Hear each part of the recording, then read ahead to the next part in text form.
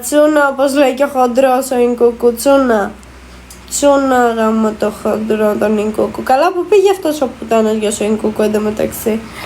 Που χάθηκε ο χοντροψωριάρης με του γαμίσο.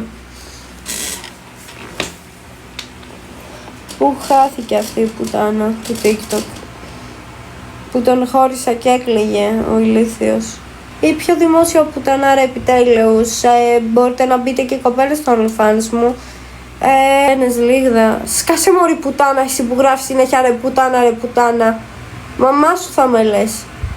Ναι, αφού στο Only μου έχω κιόλας που παίρνω πίπα στο μπαλκόνι στη Μύκονο.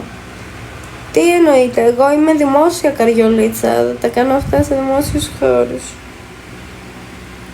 Πραγματικά θα καυλώσετε τη ζωή σας, θα τον παίζετε όλο το βράδυ, είναι λες και έχεις πάρει Viagra με το υλικό μου, τέλος. Σε στέλνει στα αστέρια, σου δίνει φτερά όπως το Red Bull, πώς το λένε αγάπες μου. Χύστε να κοινωνήσουμε. Ανοίγει η βασίλισσα της πουτανιάς. OnlyFans, ωραία.